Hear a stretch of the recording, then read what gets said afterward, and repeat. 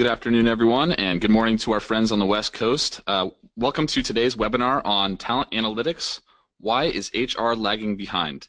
Brought to you today by OutMatch, leaders in transforming the world of work. My name is Charles Summers. I work in the marketing side of the OutMatch business, but today it is my pleasure to be serving as your moderator during this hour. If you'd like to get in touch with me about future topics, OutMatch specific information, or general webinar inquiries, please feel free to reach out to me directly on LinkedIn at www.linkedin.com/in/SummersCharles or by email at csummers@outmatch.com.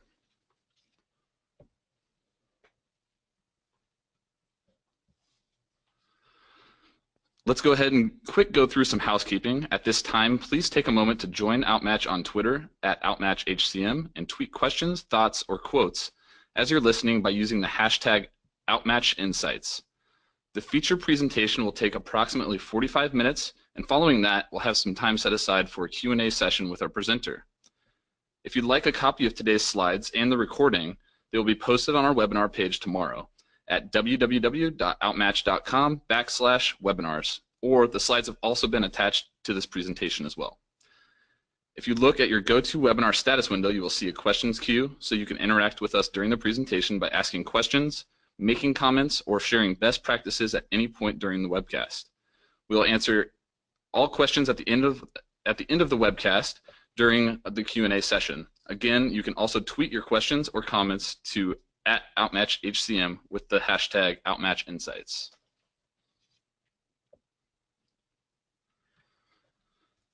I'm joined today by Keith McCook. Keith is the Senior Director of Research and Science for OutMatch. He leads a team that specializes in statistical analysis of our assessment data and client metrics to demonstrate the value to our clients, develop new products, and evolve our existing product portfolio and ensure that our products are functioning optimally. Keith earned a PhD and MA in Industrial Organizational Psychology from Louisiana State, and he is a licensed psychologist in the state of Texas and a member and frequent presenter at conferences for SIOP, the Society for Industrial and Organizational Psychology. Welcome, Keith. Thank you, Charles. Before we move on, I just want to quickly say it is a very exciting time here at OutMatch. We recently launched the OutMatch platform and our brand new website.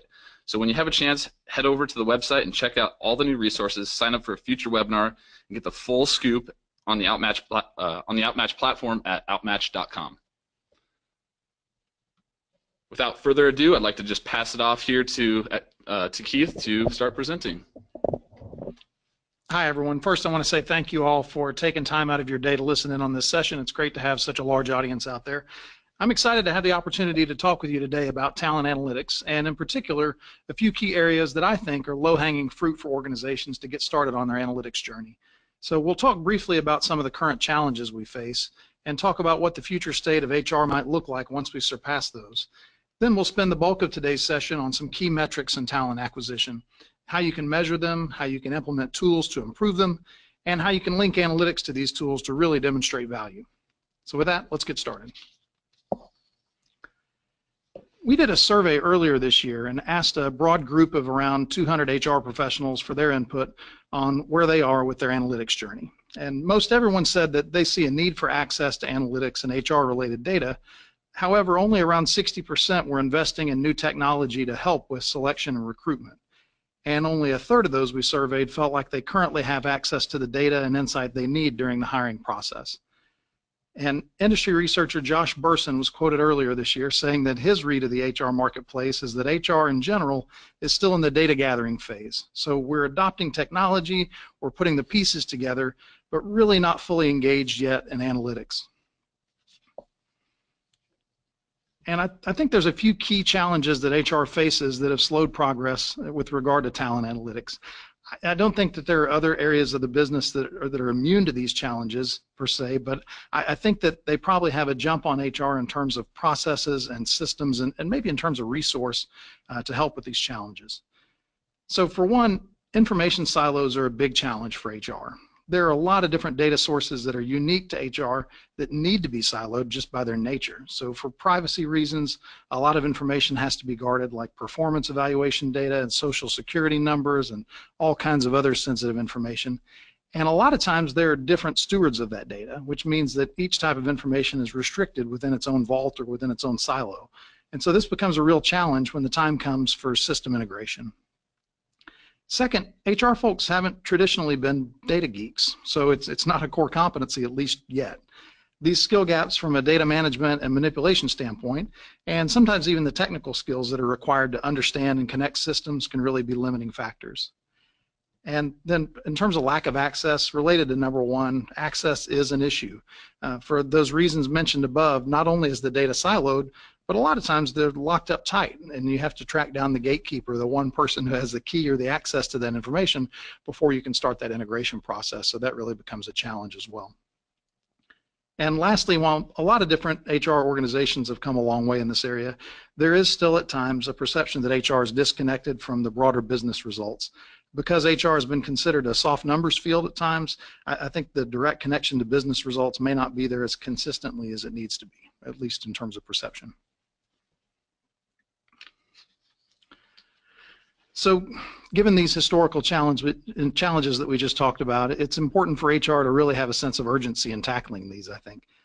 I think HR and talent management are quickly moving towards integrated systems that will allow for datafication of all the available information and really these having truly integrated systems. But I feel like the pictures here represent a future state for us based on what I see with our clients and the way that we're able to interact with them today. For example, for the image on the left, I think in reality the cogs on the wheels don't always line up quite so neatly as they're shown here, and the gears are often spaced quite a bit farther apart from one another than we've shown, maybe just barely touching at times. And so the systems exist, and they each have fantastic information hosted within them, but syncing them up so that we can look at data relationships from the applicant tracking system to the HRIS system to performance management systems can really involve quite a bit of massaging and manual work to get all of that information synced up. Once we invest the time on the front end to merge that data together, we're in pretty good shape. But again, I'd say we're paddling the surfboard to help it along the wave rather than confidently riding the data wave as is pictured there. So we have a little work to do, but the raw materials are there. As we are starting to piece together these systems and get closer to a fully integrated model of data for HR, as practitioners, our skill sets also has to evolve. I like this infographic that describes what a future talent professional should be. It's a lot about marketing and selling and crunching data and building competencies that go across a lot of different functional areas. Some of the traditional HR functions around matchmaking and communication and advising are there, coupled with a stronger emphasis on some scientific rigor and data and analytics and technological skills that help to round out this future HR person. So I think the components are there, and these are absolutely exciting times ahead for us as we start to make this transition and evolve into this new type of talent professional. I mentioned earlier that many of the things under HR's control have been thought of as soft costs in the past. And it's difficult to quantify the impact of strong recruitment and faster placement and policy compliance and training and development efforts. But the facts are that talent is an organization's most critical asset. Labor costs in a lot of organizations are the largest single expense that they have. So today, more than ever, because of analytics, HR can elevate themselves in business strategy. And I think the role of HR is moving away from administrative compliance types of activities to really enabling the business strategy with data that can be captured through these sophisticated hiring systems, and then compliance can be captured and reported on more effectively through HRIS systems. And by coupling all these systems together, you can really demonstrate value. There's a huge opportunity here.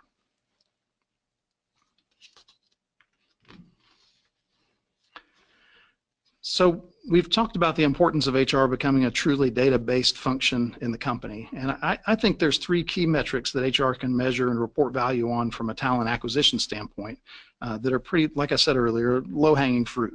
And we'd like to focus on those as part of this webinar. So we'll talk about how HR can focus on time to hire as a key metric and how you can tie specific dollar amounts to that, which will have a direct impact on the business.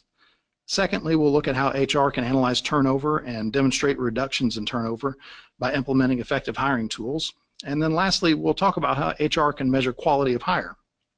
We'll look at how increasing this metric can have a direct and measurable impact on the organization in terms of increased revenue, more satisfied customers, or any other measurable productivity output you can think of.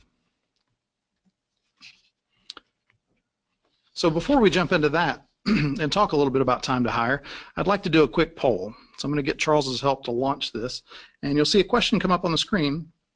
We just wanted to take a quick poll for the audience. Within your organization, what would you say your typical time to hire is?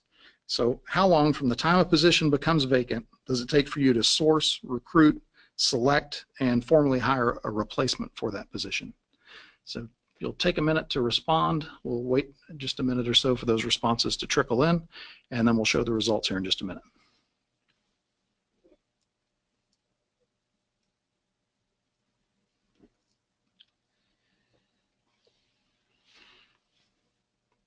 So let's see, we're around 60%, is that right? Yep. Okay, we had about 60% of the folks respond. We'll wait another minute or so, or at least a few more seconds to let some more responses filter in. Climbing a little bit, getting closer to 70%, 75%.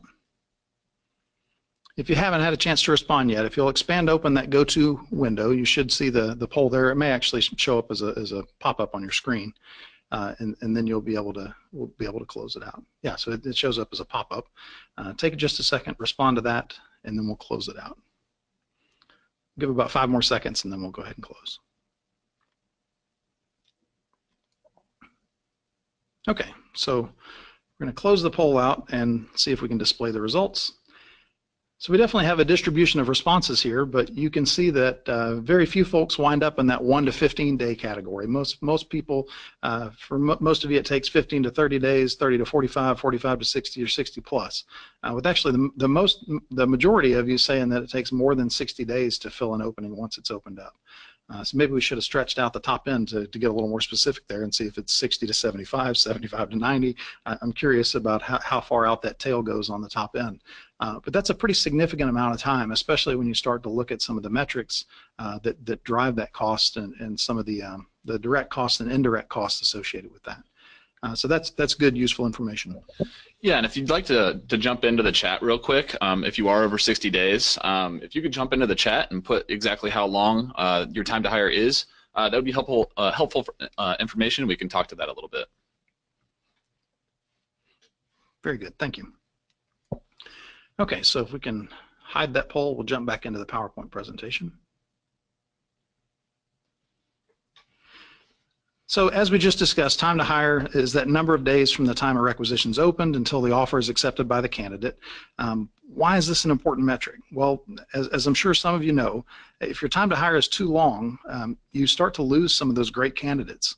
So they may get hired away by a competitor, or they get irritated that the process is taking too long, or they may even get counter-offered by their company and they wind up deciding to stay in place. So in a lot of ways, time is your enemy when you're trying to fill an open position. And second, and just as important, there's a huge opportunity cost for each day the role stays open. So having positions open for too long can hurt the business. It can increase stress for the rest of the workplace, those people that are doing the work of 2 people while you're waiting to hire that replacement. It impacts customer satisfaction for the same reasons. And oftentimes it'll result in missed sales opportunities just because you don't have someone doing that activity. So there are a lot of potential kind of follow-on costs other than just the HR recruitment costs associated with hiring that person.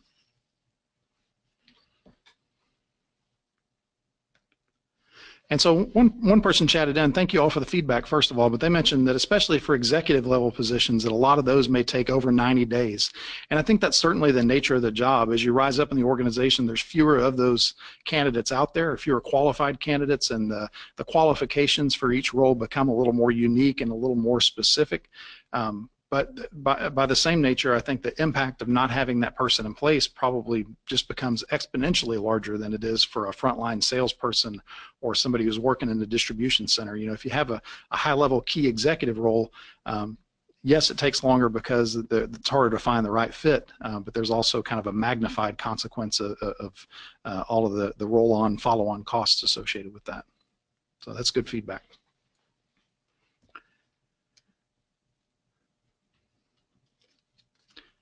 Okay, so just to give you a little more information about this, the impact of open positions can really be staggering to a business. Scheduling conflicts in retail, loss of revenue in restaurants, lower annual revenue in corporate sales jobs, decreased customer satisfaction, all of those can result from a long time to hire. And research also tells us that jobs that aren't filled within 30 days have about a 57% chance of staying open for 90 days. So if you're not able to make that fill quickly, there is a tendency, for whatever reason, for that window to just to kind of extend out, and for it to become more and more difficult over time to fill that job. So if you don't fill the job today, you have a real chance of not filling it during the next quarter, and you have to really kind of think about how does the business sustain that? What are the follow-on costs with extending that out over time?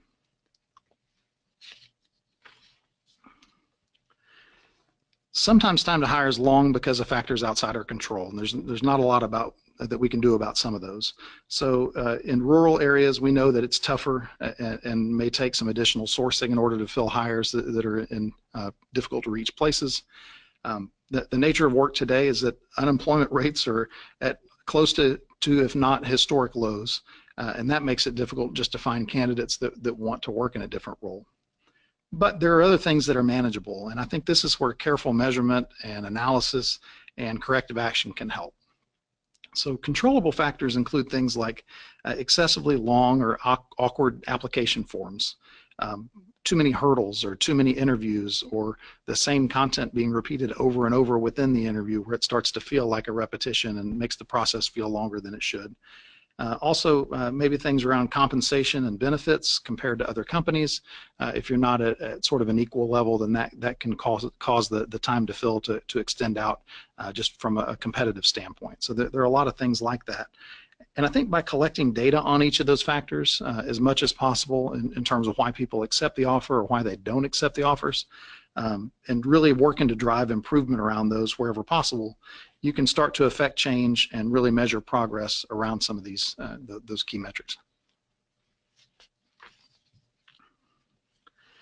I think systems and technology are also important tools to use in battling time to hire. So you can automate a lot of traditional pieces of the hiring process, and you can increase efficiencies, and you can reduce your wait times dramatically. So for instance, by using systems to capture pre-hire data like assessment responses or screening interview responses, you can quickly gather data on your candidates, you can prioritize them based on their fit with the role, and you can quickly schedule those high potential candidates for on-site interviews. And similarly, by automating reference checks, you can eliminate the time it takes to make all those individual calls or wait for people to get back to you. And instead, the candidate helps drive the process. The people complete the forms at their convenience, and you have all this information that's automatically consolidated and provided back to the organization, which can be a huge time saver and can really make better use of the information within that process.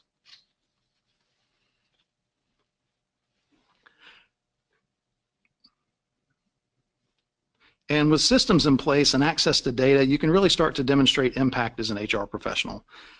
Predictive assessments, those assessments that are based on candidate personality traits or cognitive ability or other measurables, can really provide valuable insight into your candidate pool. So once you assess candidates, you've got a wealth of knowledge about them, and then you can aggregate that information across this profile of all of your people as applicants.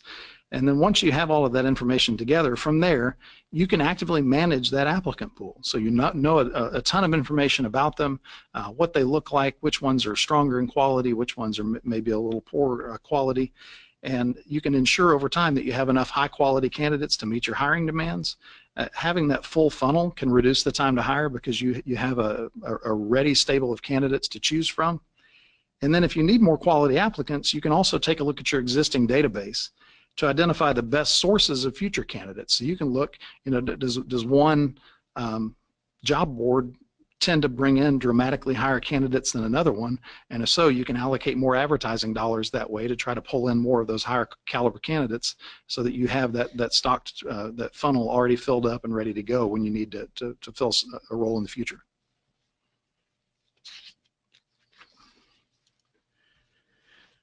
I mentioned earlier that the costs are significant, and we're talking about real substantial costs. You can see in this graphic, there are considerable direct costs and opportunity costs related to lost productivity when you have a slow time to fill. So recruitment and training costs represent the bulk of the cost to replace someone. But then you also have the ongoing daily productivity lost by not having someone there to do the work or to close sales, et cetera, et cetera. So as time to hire drags out, this opportunity cost can really add up. And potentially it can outpace the fixed cost to hire. So looking at those hard costs versus the kind of unintended consequences, if you will, those unintended consequences may wind up costing you more than just the direct hire and replacement costs.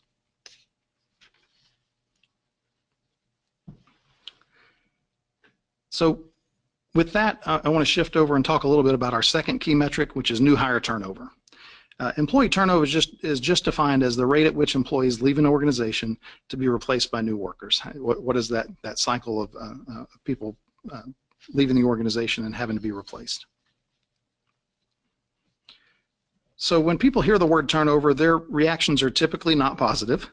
We've all heard the stats, and we know that turnover can have a huge impact on the organization.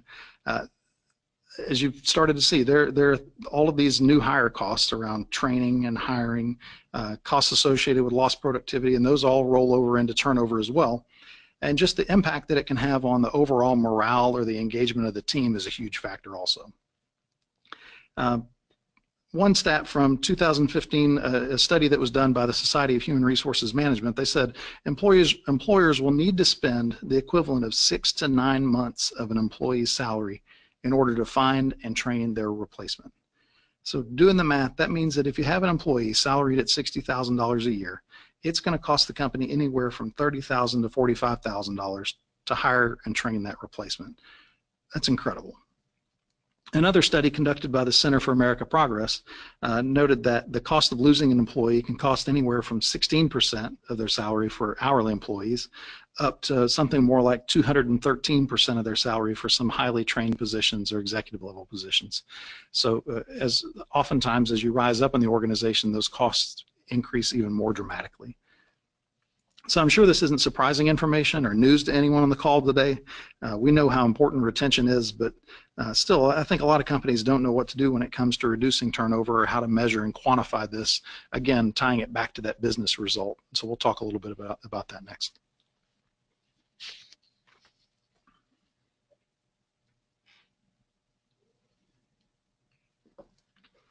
So let's talk about how you can attack the problem from an analytics standpoint.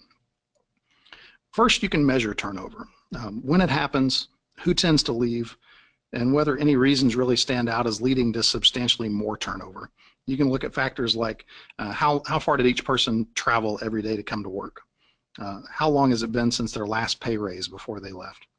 Who was their supervisor? And things along those lines. And so from there, you can build predictive models to identify the candidates who are less likely to turn on the hiring side. And you can implement some interventions to address the reasons for turnover post-hire. And I think those are useful strategies to take and fairly straightforward to start to adopt and implement. The predictive assessments that I mentioned earlier can also really help to start to address turnover. Our research that we do with a lot of our clients shows time and time again that for a given role, you can identify individual difference variables, either personality traits or biographical information, that you can score into a turnover predictor. So you can create this voice in the selection process that gives some information about whether that candidate has a high likelihood to turn over soon or whether they seem to be more dispositionally aligned to stick around in that role. And that allows you to select candidates who are more likely to stay.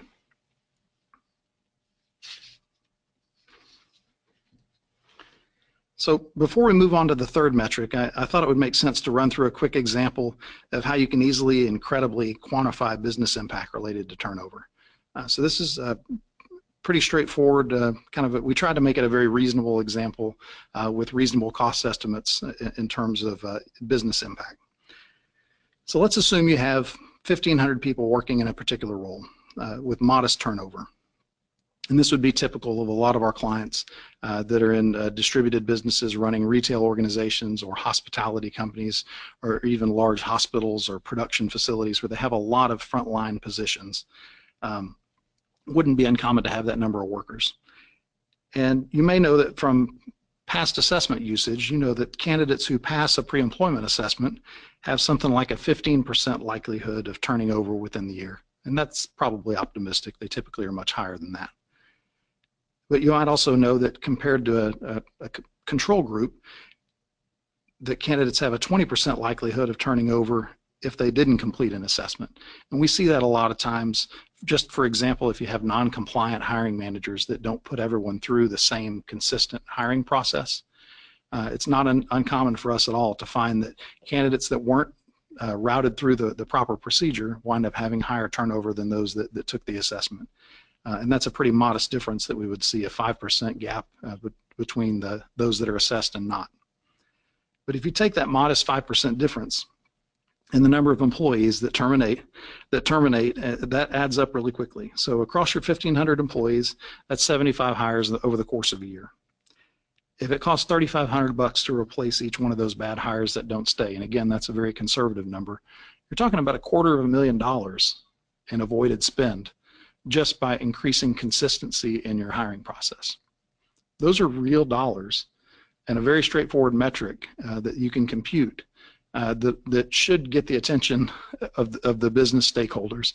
When you have that conversation and say non-compliance, hiring people without putting them through our standard carefully developed human resource recruitment process is having a dramatic impact on the business. And I think as those numbers climb, either you have more employees, or if the gap between the turnover rates for those that are assessed versus not increases, that magnifies that dollar value even more so. So that's just a quick estimate and a quick example of what you might see and how you might capture that information.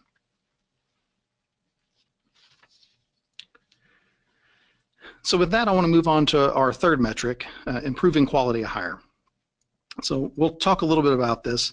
This is one that I think is probably, it's the most central to our business, and I think it's probably the metric that the broader business outside of HR gets the most excited about, because they can see, you can talk to them in terms of their actual, the typical metrics that they're looking at people or evaluating people on anyway. When you start to look at sales volume, productivity metrics, those types of things, they're already used to thinking about differences in people and productivity metrics around that. The quality of hire metric simply involves quantifying in some way how new hires are doing on a key performance metric versus previous hires, or just versus the status quo, what's typical of performance. So that performance metric could be a lot of different things. It could be productivity, it could be customer service ratings, sales per hour, any of those types of things.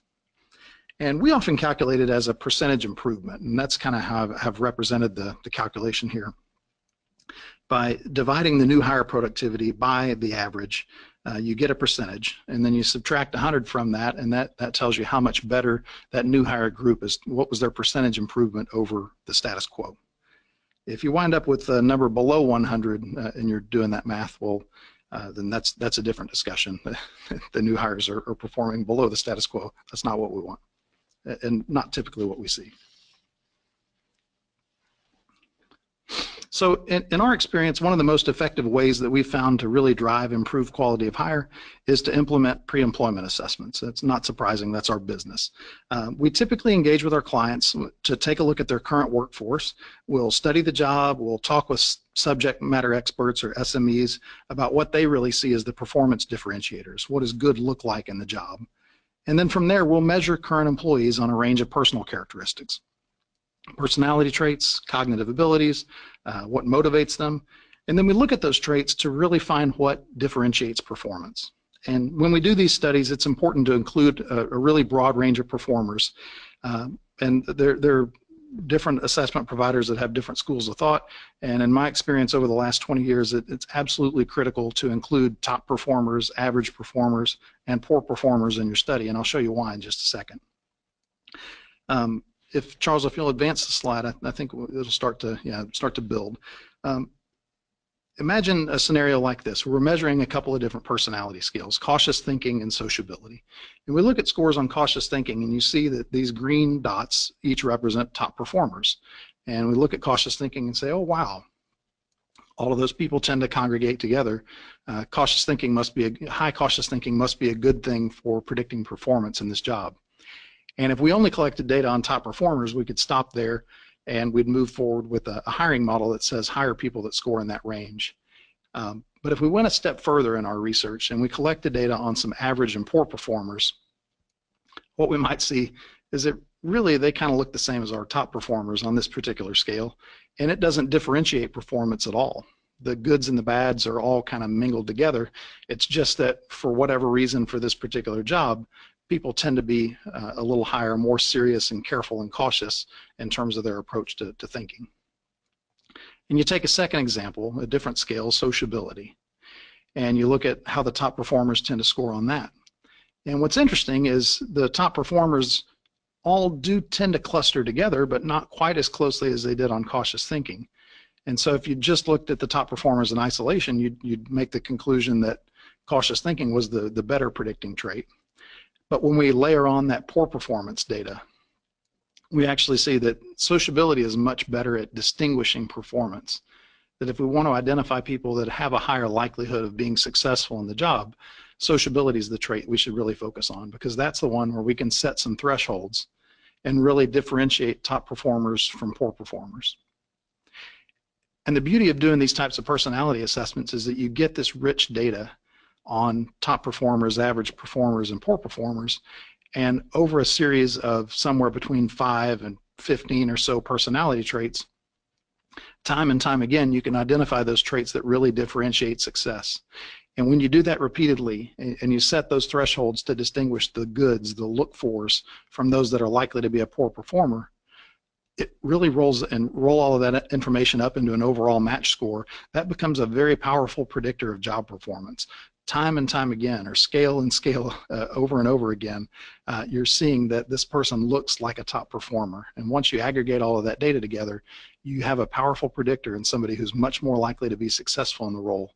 And you can move forward with those candidates as opposed to basically taking your odds or taking a flyer on somebody without that information. So as hiring managers focus on those candidates and hire more of them into a job, they can really move the needle on hiring better performers in a clearly measurable way.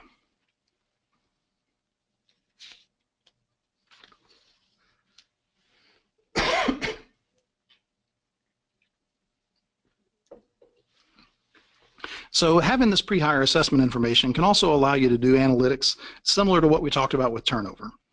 Once you know information about the traits that lead to success in your candidates, you can leverage that data to make better hiring decisions on a broad scale. You can look at your labor pool. You can determine whether or not you have enough candidates that meet your quality standards. Do you have those right candidates? And then you can look at sourcing, and you can calibrate your selection rates. How aggressive can you get in selecting in those top performers to ensure that you have enough candidates at a given point in time to supply the business. And that just becomes a simple math equation. We know that we want candidates that meet these standards. Now, how do we go out and find more of them? Which sources provide the top quality of those types of candidates?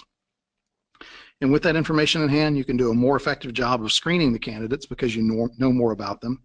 You start with those high quality candidates, then you interview them, and you can interview them more effectively because you know more about them and you know where to probe and where to follow up. And all of that contributes to better results overall.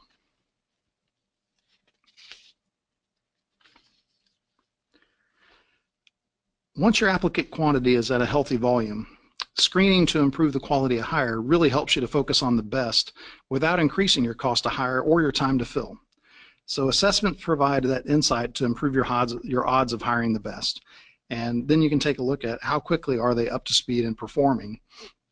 And these assessments can also provide some guidance around successful onboarding, and they can help you to prioritize candidates to reduce the interview cycles on bad fits. So by focusing in on those high potential candidates, overall you can reduce the amount of time you spend interviewing because you're interviewing higher quality candidates. You're moving those that have a poor likelihood of being successful in the job out of the process earlier so that you don't have to spend that time interviewing them.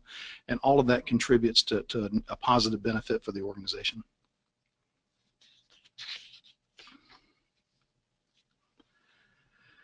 So measuring quality of hire and tracking these performance metrics can feel like a full-time job. But I think the measurable outcomes are so valuable that the time investment is really worth it. We find that initial research study, where we can demonstrate how some people with a certain pattern of traits are much more likely to be successful than others, that's a big boost to credibility in the organization. So when we do that analysis with the green dots and the red dots, and we can show on paper that people that score this way versus that on the personality assessment tend to be better performers, that's a difference maker. And we can quantify that, and we can show that if you hire more of these people than those, it's going to contribute this type of impact to the company. But in my experience, that's not enough. Business metrics definitely operate on a what have you done for me lately type of system, right? So it's important to continue to track those metrics with new hires so that you can continue to demonstrate value over and over and over again. Also, you can look for those opportunities to sharpen the tools so that they're even more predictive over time. And in my experience, our best client relationships, the ones that last for years and years, and the ones where we just have this track record of success, are the ones where we've evolved to include this kind of back and forth, where we implement scoring, and then we track it over time to measure value, and we can demonstrate that value to the organization and make our clients heroes. And then, by having that additional information over time, we can then tweak it and make it even more predictive and focus in on additional factors so that it starts out good and gets better as we go and as we get more information. And we're constantly looking at that from year to year. And it also allows us to pick up on any shifts or changes in the data so that we know ahead of time when we need to correct course before it's too late. So that really creates a powerful opportunity to demonstrate impact on an ongoing basis.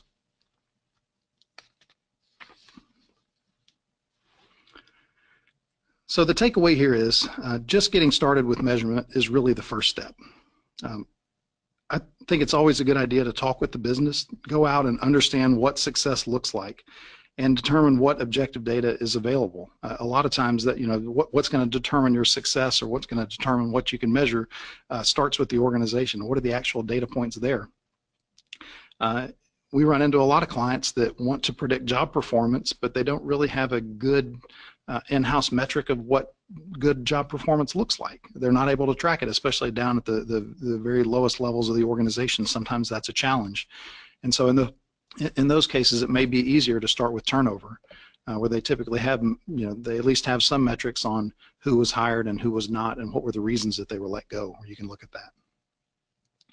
I think it's important to analyze when you kind of make up your hire and ramp up costs and start reaping the benefits of their productivity. So how long does it take until you're back in the black with regard to your spend?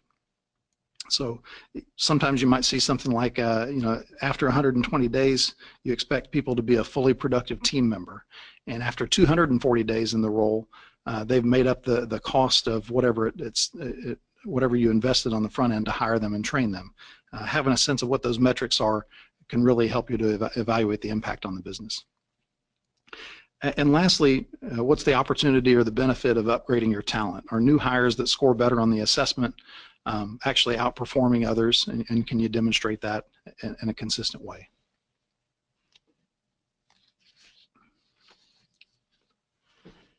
Once you put that process in place, you can quantify how each of these better quality hires contribute to the business. So we've done analysis with some clients where we can model out how those high performers will improve the bottom line over time.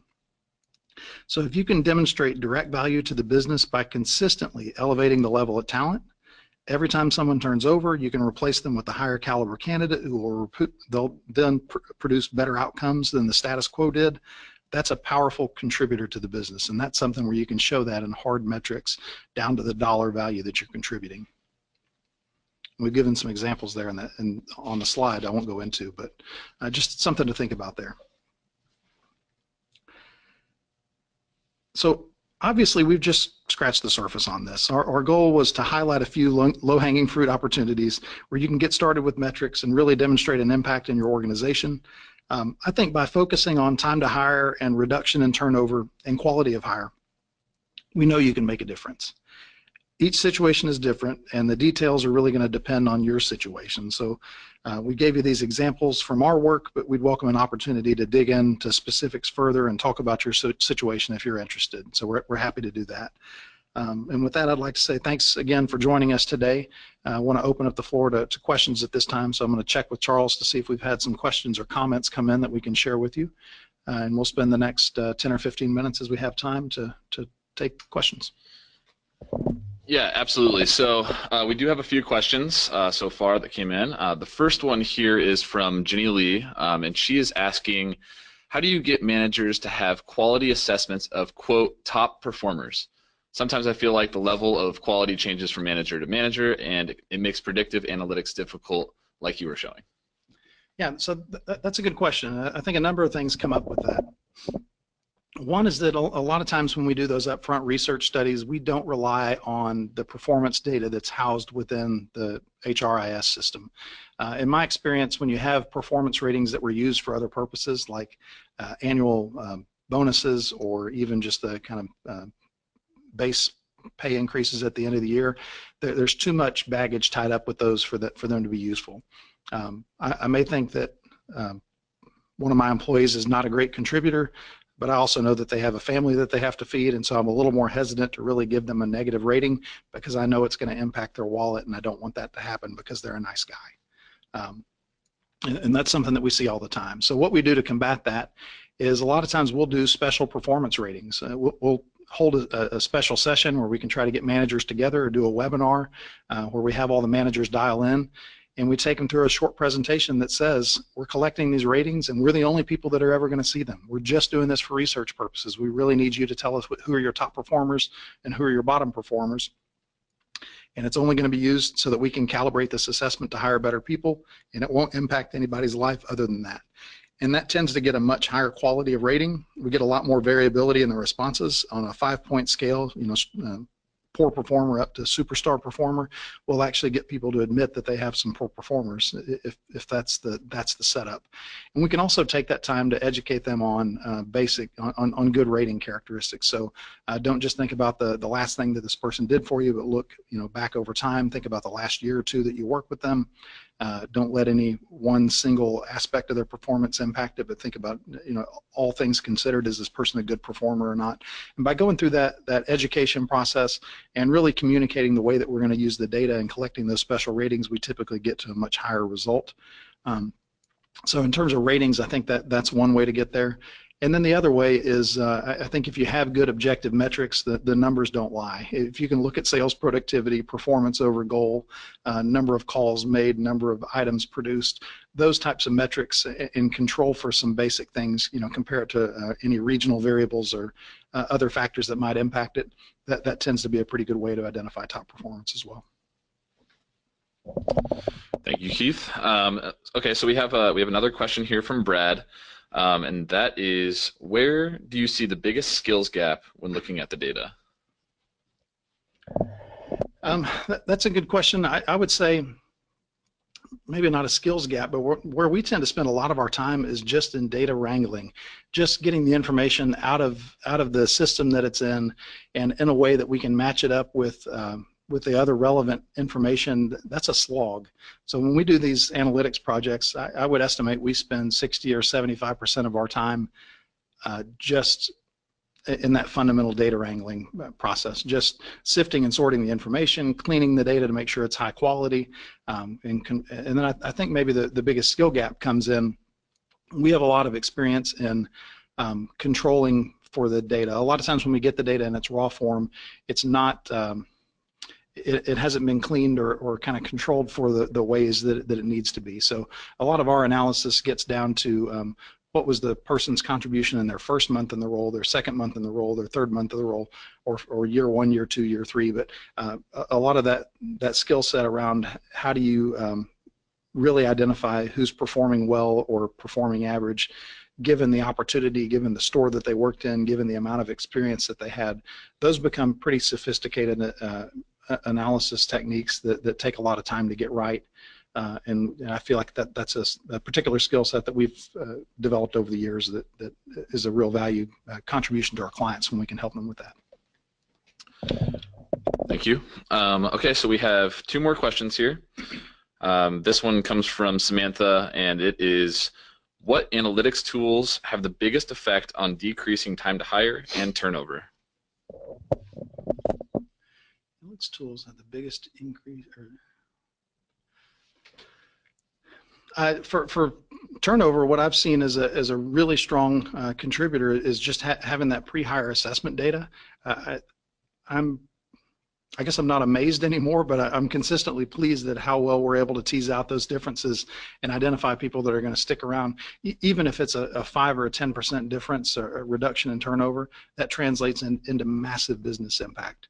And so just, I guess, consistently seeing how individual difference variables really do have an impact on turnover, and those also have an impact on quality of hire.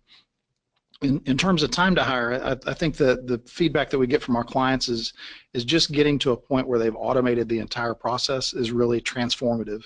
So when they can get to a point where they put a link out on the web and candidates can apply to that, they can fill in their resume details, they can take the assessment, and by the time they hit the client's inbox, they're already sort of pre-assessed. They're filtered and sorted and ready to go.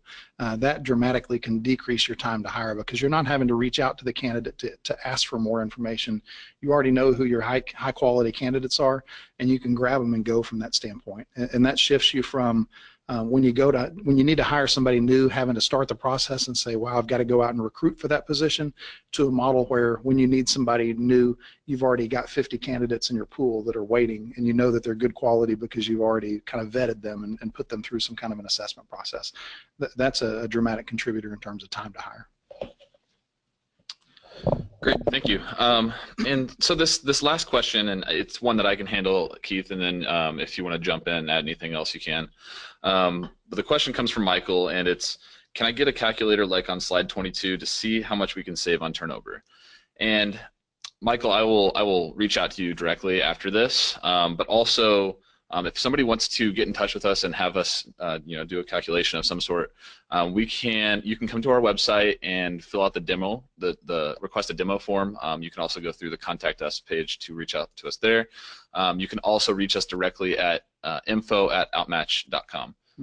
You have anything to add to that? No, I just say we welcome those types of conversations. We feel like we've got like Charles was saying, we have a good spreadsheet where if you can answer a few basic questions, we can give you an estimate of what the utility of implementing these types of tools would look like. And so we're happy to have that discussion and dig into the specifics for your situation. Perfect. And it looks like we may have just got one more question. It just came in.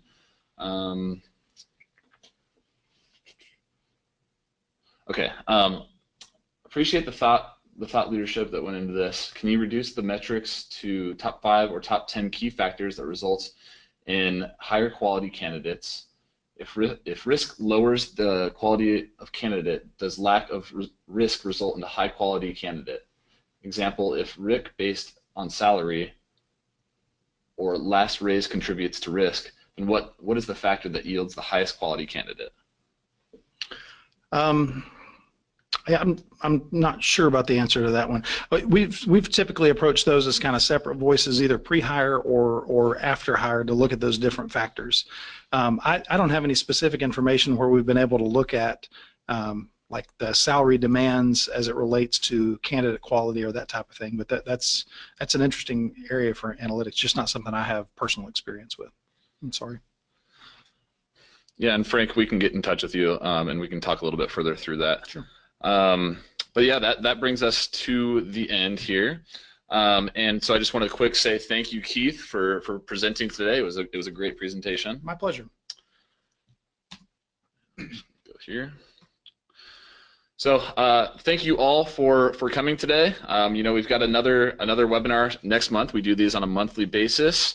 Next month we will be doing one on high volume hiring strategies for boosting your quality across your biggest workforce, and that's going to happen on December 13th at same time every month. It's a Wednesday every month at 2 o'clock Eastern Time, 1 o'clock Central. So you can register on outmatch.com/webinars. If you have any further questions, you can reach out to us on info@outmatch.com, or you can reach out to me directly at csummers@outmatch.com. Please continue the conversation on Twitter at OutMatchHCM, #OutMatchInsights. And one more time, I just want to say thank you. Have a good day, everyone.